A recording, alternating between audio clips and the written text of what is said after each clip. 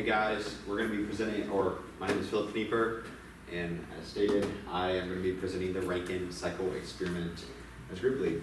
So what exactly is involved in a Rankine cycle? What are the components? We've got pretty much four main things. At first, we're going to be starting off with water that's being pumped into the boiler. That's right there. And that pumping of the water is obviously in a closed container. You're going to be storing that water and you're going to start heating it up, which is in step 2. The boiler is heated and the water is now changed into steam. The reason we need steam is because it is very key for the turbine, which is step 3 over here. And it will, as the steam expands, the turbine starts to spin, you can create work. And then last but not least, you obviously have the ending resort. The steam is coming back out from the turbine, it condenses, so we can reuse that water to keep it and make it into an actual cycle. The water will then go into the pump, as stated earlier, and go into the boiler, restarting the whole thing. So how does this actually relate to thermodynamics? So the first and second law, the first law is more on energy conservation. The heat that is being put into from the boiler into the system is then converted into mechanical energy through the turbine. That is the main conversion sort of the first law of energy, or first law of thermodynamics, which is energy conservation. The remaining energy, because the system is not complete or the system is not perfect and reversible, leads into the second law, which is entropy. That remaining energy is rejected as heat loss. The second law is essentially stating that all the heat that we put into the boiler, it's borderline impossible to put that all into work because some is rejected. As you can see, each of the components has a sort of effect on entropy. The boiler adds heat, which increases entropy. The turbine expands the vapor, increasing entropy. The condenser actually reduces entropy because it removes heat, but obviously it's not enough to be significant to have the total system be leveled out to 0. And then the pump actually doesn't really change much entropy at all because it just increases pressure. And overall, the system will increase entropy because it is not in fact reversible. And generally, this leads into kind of efficiency. The efficiency relating to the laws of thermodynamics essentially is a way of measuring the second law relative to the total system of like how good of it, how efficient is it relative to like a perfectly reversible scenario. So let's compare a real cycle versus an actual cycle. So in terms of thermodynamics, as stated earlier, the real cycle is going to be completely, basically no entropy change, and it's going to be basically perfect. Like no entropy loss, I guess I should be more specific, because obviously entropy is changing. And so essentially, you have the PV diagram where you have a constant volume into constant pressure into roughly a constant, I believe you have constant entropy here, and then back to constant volume. And same sort of dealio over here, constant entropy, then this has the constant pressure. You can see how the lines are obviously a little bit different. If something is constant pressure, it obviously might change entropy slightly, as stated earlier when we have the pump. In the actual cycle, we show that there's irreversibility in the entire system. You can see there's a pressure drop, and then you also have entropy and pressure and volume all basically not being perfect, and we can have certain points for that. This is what we're going to be more expecting in the actual process. So what are the goals of this experiment and how do we apply this in the real world?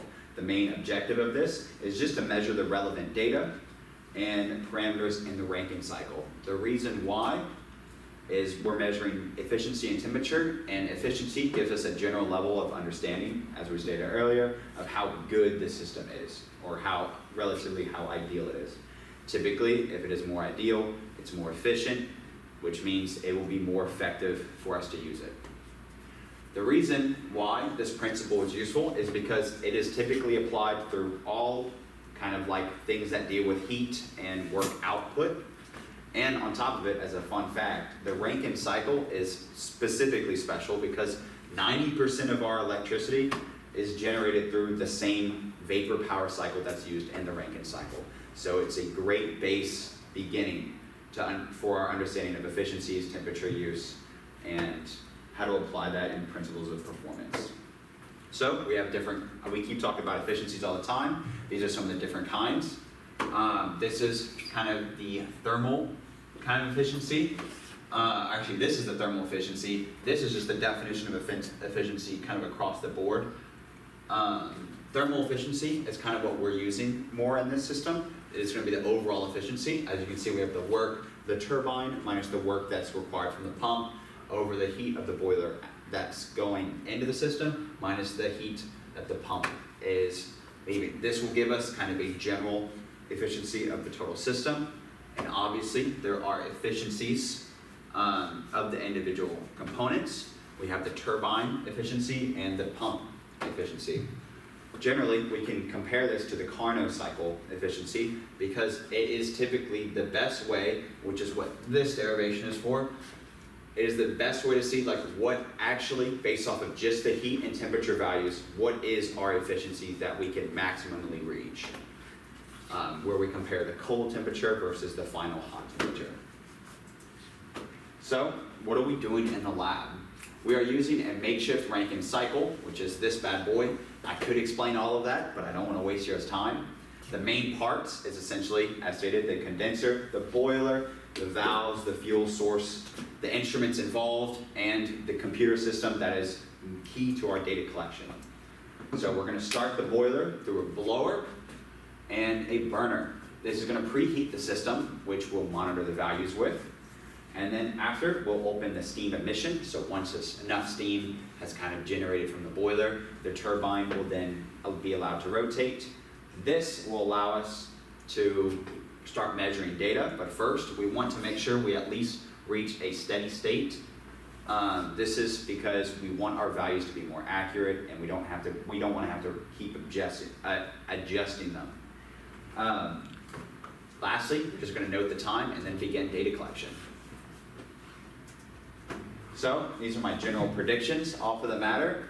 I don't think the cycle will be ideal. I feel like that's pretty obvious for everyone in the room. We're going to reach work outputs that are relatively predicted. More heat must be transferred to the steam and the boiler. So to reach the work that we want to reach in an ideal situation, we need to pump up the heat. This is because it is not perfectly efficient. And on top of it, these are going to be my general calculations to solve for thermal efficiency. As I do not know actually the change in pressure, I just assume 10 kilopascals, solved for the enthalpies as shown before, and plugged it into this bad boy of an equation, and we got a rough thermal efficiency of 12.6%. Because I don't know that this pressure change is actually going to be the main thing, I'm assuming that it's going to be probably closer to 15%, which is reasonable because efficiencies, roughly for the Rankine cycle, can bounce between 10 to 40%. And typically you don't see it go higher than 40% because it is an inefficient cycle, though it's incredibly effective. All right, and that's it. So, thank you guys.